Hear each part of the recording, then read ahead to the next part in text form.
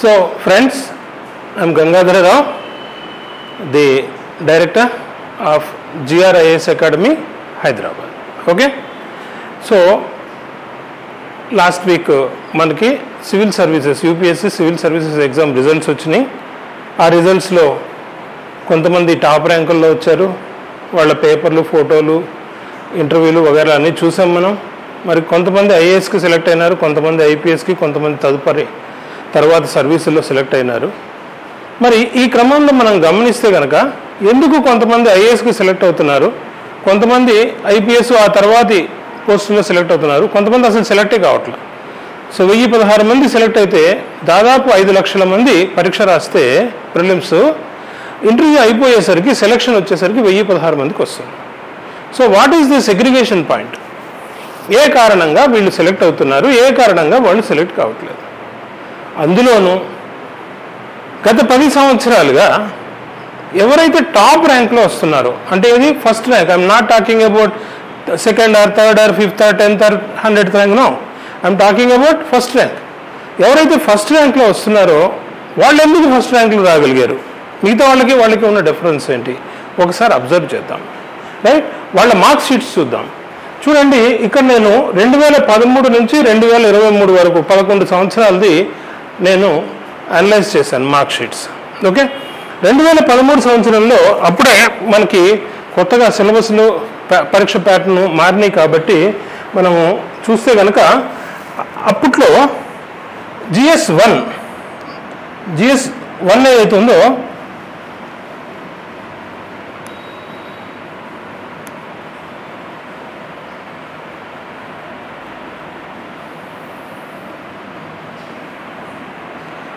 GS 1లో 85, GS 2లో 63, GS 3లో 88. అంటే మీరు గమనిస్తే 85, 63, 88 పూర్తిగా తక్కువ మార్కులు. అలాగే ఎథిక్స్లో 102, ఎస్ఏలో 135, ఆప్షనల్ పేపర్ 1లో 134, ఆప్షనల్ పేపర్ 2లో 162, ఇంటర్వ్యూ లోపల 206 and highest marks is 975. So మీరు గమనిస్తే కనుక ఇతనికి జిఎస్ లోపల 31% వచ్చింది, 236. Out of 750 he has scored only 236, 31% వచ్చింది. అదే essay, ethics, optional paper 1, optional paper 2లో 53.3% స్కోర్ చేశాడు. చూడండి, ఈ 4 పేపర్లలో ఎంత స్కోర్ చేశాడు, 53.533 మార్క్స్ వచ్చినాయి. పుట్ టుగెదర్ అతనికి మొత్తము ఈ 533, ఈ 236కు పాటుగా ఇక్కడ 206 మార్క్స్ వచ్చినాయి దేంట్లో, ఇంటర్వ్యూలో. So he did exceptionally well in the interview and put together he scored 975 marks, 975 మార్కులు వచ్చినాయి.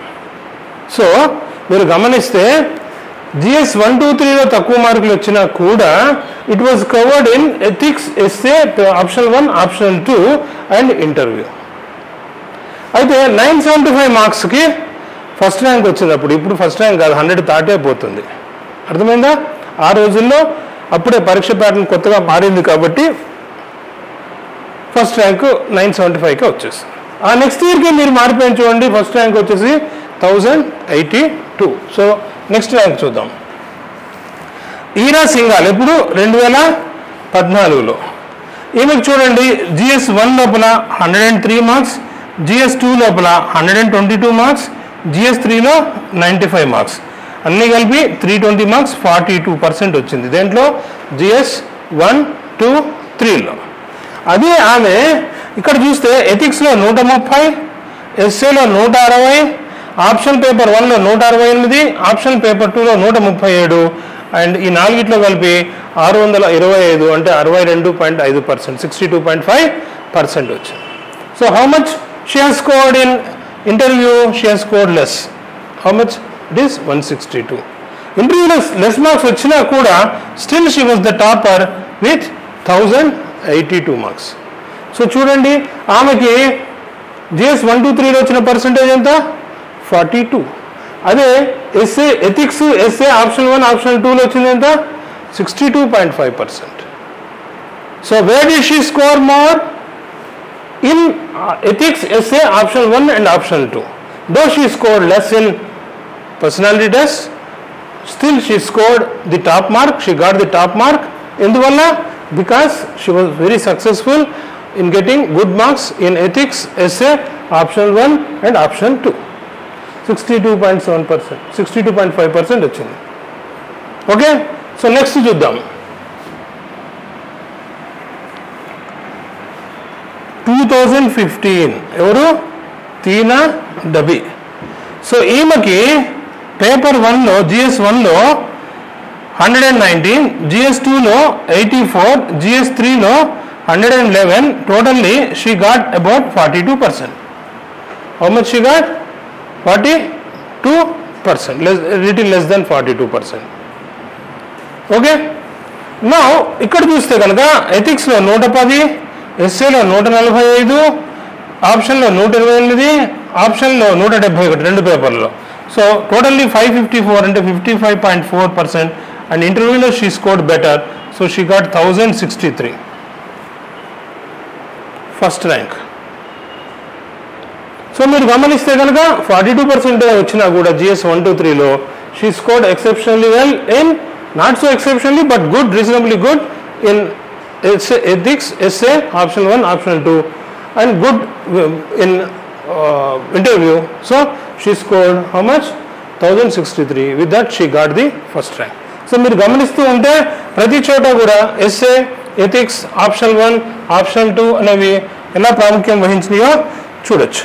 నెక్స్ట్ 2016లో నందిని చూడండి, ఈమెకి 131 వచ్చినాయి GS 1లో, GS 2లో 103, GS 3లో 116, and total it is 350, 46%. Even after that she got only 46% in GS 1, 2, 3. మీరు గమనిస్తే పిల్లలు ఎక్కువగా సమయం వెచ్చిచ్చేది GS 1, 2, 3ల మీద, జనరల్ స్టడీస్ మీద బోల్డ్ అంత టైం వెచ్చిస్తారు. కానీ check the percentage of marks which they got and how did she score. Ethics 104, essay 142, option paper 1 164, option paper 2 167. So she got 577, that is 57.7% in those 4 papers. Which papers? Essay, ethics, option 1, option 2. It is known as EO2E. EO2E. First E is ethics, last or essay or ethics, whatever it is, or EEO2, option 1 and 2. So she got 1100 and she scored also good in personality test, that is interview, and she scored 1120. So you can see how she has scored. Okay, so in each of the cases you will observe that essay, ethics and option papers, they are doing well in these papers.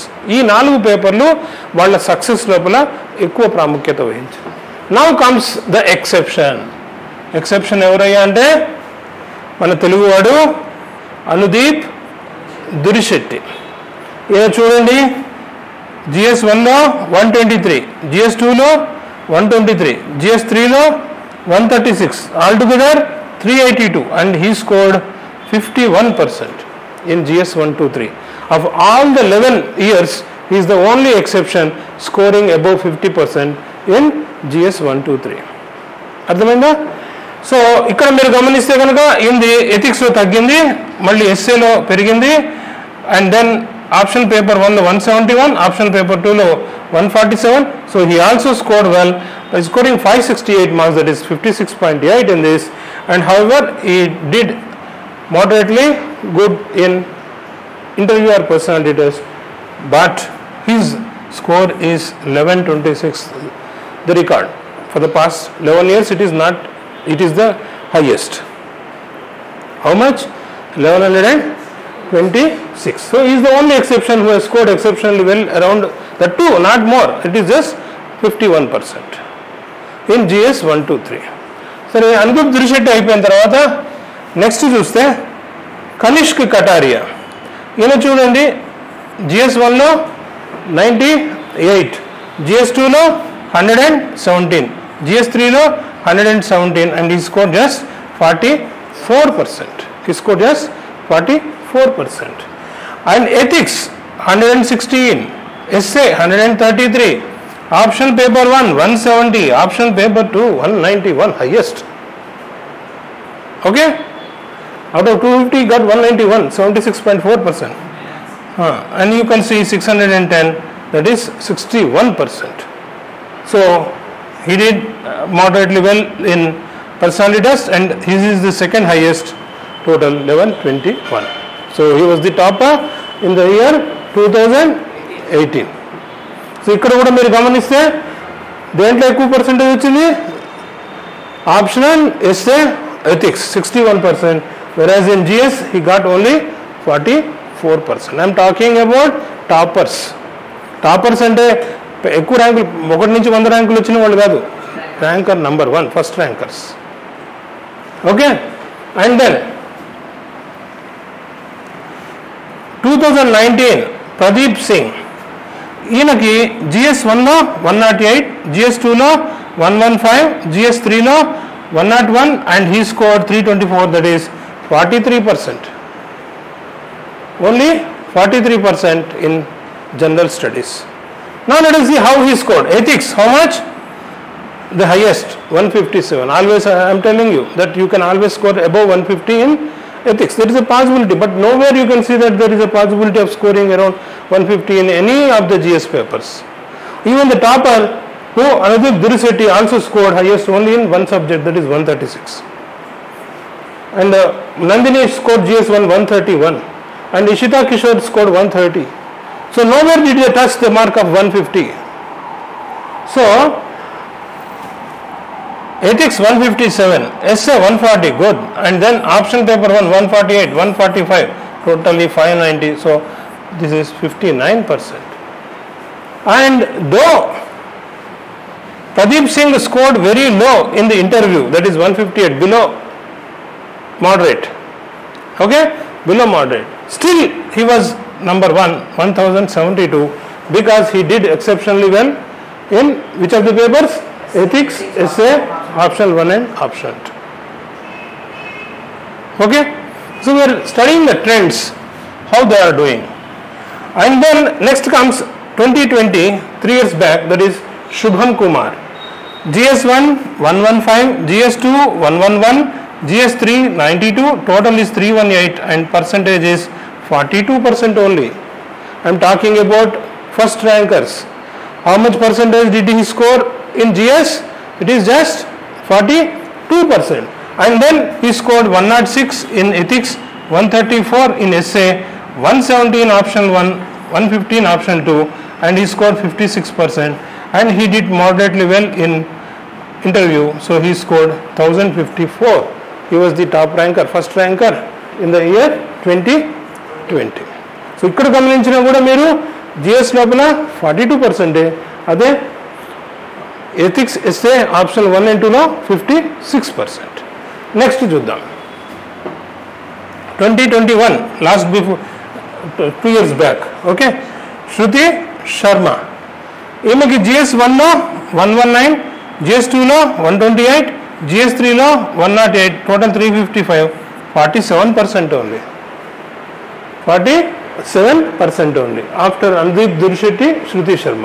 So GSలో ఈమె కూడా she did not touch 50% mark, 47% only. Okay, so దీంట్లో చూస్తే ఎథిక్స్లో ఆమెకి 139, ఎస్ఏలో 132, option 1లో 150, option 2లో 156, total 577, 57.7%. And దీంట్లో moderately well 1105. Okay, so ఇందులో గమనించినా కూడా మనము GS 1, 2, 3 లోపల పర్సెంటేజ్ ఎంత 47, అది దాంట్ లోపల 57.7%. Next Ishita Kishore, last before year, ఏమి చూడండి GS1లో 121, she did exceptionally well in GS2 130, but she lost in GS3 just 88. So how many she got? 339 and only 45%. So ethics, how many she scored? 112, and then essay 137, option 1 147, option 2 166, 562. So she did good in interview and top mark. So this is 56.2, this is 45. So you can see that general studies it was hovering around 45%, whereas in essay, ethics and optional 1 and 2, 56.2. Coming to the fresh 2023, Mr. Aditya Srivatsava, who is the topper this year. You can see that he scored 104 in GS1, 132 in GS2, 195 in GS3, 331 and 44% only in general studies. Then where did he do well? Ethics 143, essay 117, option paper 1 148, and then option paper 2 160. So 568, 56.8%, and in interview he did well and he scored 1099. So you can see that even general studies for the topper this year also only is hovering around 44%, and then in the essay, ethics and optional paper 1 and optional paper 2 it is 56.8%. Of course he did well in interview. So you చూస్తే మీకేం అర్థమవుతుంది? What are you able to understand from this? General studies చదవకూడదా? చదవాలి. General studies essential, but at the same time the percentage of marks scoring is better in essay, ethics, option paper 1 and option paper 2. So don't neglect these papers, these are more important. See, these will help you, GS 1, 2, 3 will help you in crossing the first hurdle, that is prelims. But once you cross the first hurdle prelims, GS 1, 2, 3 take lesser importance, and essay, ethics and optional paper 1 and optional paper 2 they take more importance. అంత మాత్రం అప్పుడు చదవద్దని కాదు, అప్పుడు చదవకపోతే ఏమైపోతుంది? ఇప్పుడు గౌరవ అగర్వాల్కి వచ్చినట్టు 80లు 60లు 88లు ఈ రోజుల్లో వస్తే లాభం లేదు. అప్పుడంటే కొత్తగా పేపర్ మారింది కాబట్టి, ప్యాటర్న్ మారింది కాబట్టి 2013లో he was able to get even the top rank. But now if you are scoring like that you will not get good marks. Okay, 975 will not fetch you any IAS. You may be selected in some lower rank, but if you are supposed to get selected for IAS, then you must be in the top 50. Then only you are assured of that rank. Okay, so కాబట్టి మీరు గుర్తుంచుకోండి, civil services ఎగ్జామ్కి మీరు prepare అవుతున్నారు అంటే కేవలం general studies చదివితే ఉపయోగం లేదు. కేవలం జనరల్ స్టడీస్ చదివితే ఉపయోగం లేదు. జనరల్ స్టడీస్తో పాటు మీరు ethics, essay, option 1, option 2 whichever option you are taking, ఆ ఆప్షన్స్లో కూడా మార్క్స్ స్కోర్ చేసేలాగా. నిజం చెప్పాలంటే మీరు ప్రిలిమ్స్ టెస్ట్ ఇస్తున్నారు అంటే దానికన్నా ముందు మీరు మెయిన్స్కి పూర్తిగా సంసిద్ధతతో ఉన్నారు అంటేనే ప్రిలిమ్స్ టెస్ట్ ఇవ్వాలి. లేకపోతే ఏమవుతుందంటే మీరు GS 1, 2, 3 బాగా చదివారు, ప్రిలిమ్స్ క్వాలిఫై అయ్యారు, మెయిన్స్లో క్వాలిఫై కాలేరు. ఎందుకు? You have not prepared well for those 4 papers. Only based on this you will not go score more marks than this percentage. Top rankers వాళ్ళు they have not scored more than that. So మీకు కూడా chance లేదు. At the maximum you may be scoring between 40 and 45%. Got it? 40 and 45%. చూడండి ఇక్కడ ఎవరిని చూసినా 1 45 దాటిన వాళ్ళు, 2, 3 అంతా కూడా 11 మందిలో 8 మంది between 40 and 45. Or for that matter even తీసేస్తే 7 10లో 7 between 40 and 45. I'm talking about first rankers. అర్థమైందా? సో అప్పుడు ఏమవుతుంది, మెయిన్స్లో మీరు సెలెక్ట్ కాకపోతే మెయిన్స్ జరిగేది ఎప్పుడు? సెప్టెంబర్. సో మళ్ళీ నెక్స్ట్ ప్రిలిమ్స్ ఎప్పుడు ఉంటుంది? మీకు ఇంకొక ప్రాబ్లం ఏమొస్తుందంటే సెప్టెంబర్లో మెయిన్స్ జరిగినా కూడా రిజల్ట్ ఎప్పుడు వస్తుంది? డిసెంబర్లోనో ఎప్పుడో వస్తుంది. డిసెంబర్లో రిజల్ట్ వస్తే అప్పటి వరకు మీరేమో ఆశల పల్లికలో ఉంటారు. మెయిన్స్ ప్రతి ఒక్కరు కూడా మేము మెయిన్స్ బాగా రాసామనుకుంటారు. But the point is that మీరు సెలెక్ట్ కాకపోతే అప్పుడు ఏమవుతుంది, మీకు ప్రిలిమ్స్కి ప్రిపరేషన్కి 4 నెలలే టైం దొరుకుతుంది. అర్థమైందా? So without proper preparation for mains you are not suppose to give preparation for, you may be having umpteen number of attempts. That's a different issue. Reservation వల్లనో లేకనో ఏదో ఒక కారణాల వల్ల ఎక్కువ అవకాశాలు ఉండొచ్చు కాక, but time is important. Minimum 1 year చదివితే తప్ప మీరు సివిల్స్ ఎగ్జామ్కి రెడీ కాలేరు. I mean second time, first timers కాదు. ఫస్ట్ టైం మినిమం 16 months చదవాలి. సో ఈ పరిస్థితుల్లో if your preparation is not well, if your preparation is not well for the mains, more particularly in ethics, essay and optional paper 1 and optional paper 2, then better you skip your prelims exam. అర్థమైందా? పొరపాటున మెయిన్స్లో ఇంకో ప్రమాదం ఉంది. మీరు ప్రిపేర్గా సరిగ్గా కాకపోయినా ఇటు అంటే జిఎస్ మీద కాన్సన్ట్రేషన్ పెట్టారు, జిఎస్ పేపర్లతో పాటు ఎస్ఏ ఎథిక్స్ ఆప్షన్ 1 and 2 ఏదో చదివారు, మెయిన్స్లో క్వాలిఫై అయ్యారు అనుకుందాం ఇంటర్వ్యూకి. అప్పుడు మీరు ఎక్కడ క్వాలిఫై అవుతారు? బార్డర్లో క్వాలిఫై అవుతారు.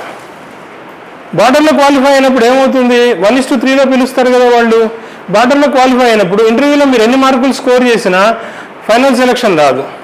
ఫైనల్ సెలక్షన్ రిజల్ట్ ఎప్పుడు వస్తుంది? చూసాం కదా, ఏప్రిల్లో వచ్చింది. పరీక్ష ఎప్పుడు ఉంటుంది? మేలో ఉంటుంది. ఒక నెల సరిపోతుందా మీరు చదవడానికి? సో ఇది ఇంకా దారుణమైన పరిస్థితి. సో మెయిన్స్ పాస్ అవ్వడమే, మెయిన్స్ నుంచి క్వాలిఫై అయ్యి ఇంటర్వ్యూకి వెళ్ళడం గొప్ప కాదు. మెయిన్స్ లోపల మంచి మార్కులు రావాలి. How many marks you are suppose to score? Minimum around 900 marks. How many? 900 marks. ఇక్కడ చూడండి మీరు, 568 ప్లస్ 331 ఎంత? 568 ప్లస్ 331 ఎంత? 899. So he scored 899. 899. అలాగే ఇషితా కిషోర్ని చూసుకోండి, 339 ప్లస్ 562.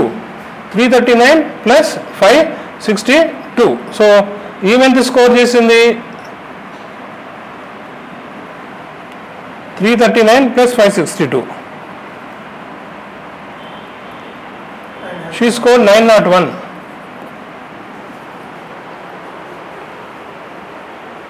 సో చూడండి, 900 రేంజ్లో ఉండాలి మీరు. GS 1, 2, 3 plus essay ethics optional paper 1, optional paper 2. మీరు 900 దగ్గరలో ఉంటే టాప్ ర్యాంక్లో ఉంటారు. 900 దగ్గరలో లేకుండా 850 దగ్గరలో ఉన్నా పర్వాలేదు కొంతవరకు. అదే మీరు బిలో 850లో మెయిన్స్ నుంచి ఇంటర్వ్యూకి క్వాలిఫై అయ్యారనుకోండి, మెయిన్స్ నుంచి ఇంటర్వ్యూకి క్వాలిఫై అయ్యారనుకుందాం బిలో 850లో, then what happens? What is the use? మీరు ఏం స్కోర్ చేసినా అక్కడ ఇంటర్వ్యూలో you will not be getting the rank. ప్రతి ఒక్కరిని చదివే దేనికోసం? ఐఏఎస్ కోసమే కదా, రైట్? మనం అందరం కూడా ఇష్టపడేది, కోరుకునేది, సరే తర్వాత ఏ ర్యాంక్ వచ్చినా తీసుకుంటాం, అది వేరే విషయం, ఏ పోస్ట్ వచ్చినా. కానీ ప్రయత్నం చేసేది, కలలు కనేది దేనికోసం? ఐఏఎస్ కోసం. So never think that you should be below 850. It is always good to be in the safer zone at 900. అర్థమైందా? చూడండి, ఎవరిని చూసినా అదే రేంజ్లో స్కోర్ చేశారు. ఇక్కడ చూడండి, 355 ప్లస్ 577 ఎంత? చూడండి, 3 ప్లస్ 5 877 ప్లస్ 55 9 ఎంత? 932నా? ఎంత వస్తుంది ఇది? 355 ప్లస్ 577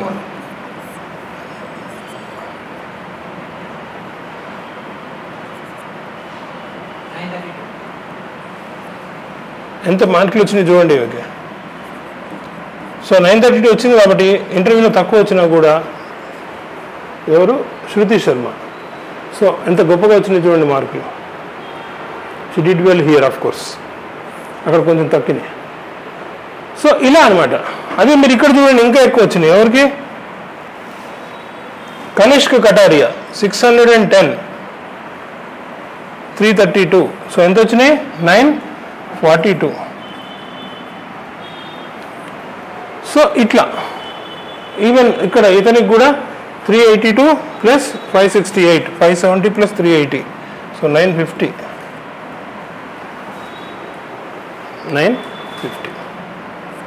సో గుర్తుపెట్టుకోండి, if at all you are preparing for civils, your target is IAS. మీరు జిఎస్ 1, 2, 3తో పాటుగా జిఎస్ పేపర్ 1, పేపర్ 2, పేపర్ 3 ఉన్న సబ్జెక్టులతో పాటుగా ఎప్పటి నుండి starting day of the preparation నుండి మీరు ఎథిక్స్, ఎస్ఏ, ఆప్షనల్ 1, ఆప్షనల్ 2. సాధారణంగా మనకి ప్రిలిమ్స్ పరీక్ష ఎప్పుడు జరుగుతుంది? మే నెలలో జరుగుతుంది. సో జనవరి నుంచి ఎక్స్క్లూజివ్గా ప్రిలిమ్స్ ప్రిపరేషన్ ఉండాలి. అంటే before December you have to complete preparation of these 4 papers: ethics, essay, option 1, option 2. అర్థమైందా? ఇంకా కరెక్ట్గా చెప్పాలి అంటే before you start the preparation of GS 1, 2, 3, you complete this preparation: ethics, essay, option 1 and option 2. Then you can concentrate more on general studies. Are you able to understand me? Why I am stressing upon you people to read ethics, essay again and again? Why I am asking you to concentrate on your option again and again? This is the reason. Okay? So I wish, ఎస్ఏకి ఏం చదవాలి అంటే, ఎస్ఏకి you have to increase your vocabulary power. మీలో వచ్చిన ఆలోచనలు, మీలో పరిశీలనాత్మకత పెరగాలి, వచ్చిన సృజనాత్మకత పెరగాలి. తెలుగులో రాస్తుంటే పదాలు మీకు వచ్చిన ఆలోచనలు వచ్చినట్టుగా మీరు పెట్టగలగాలి.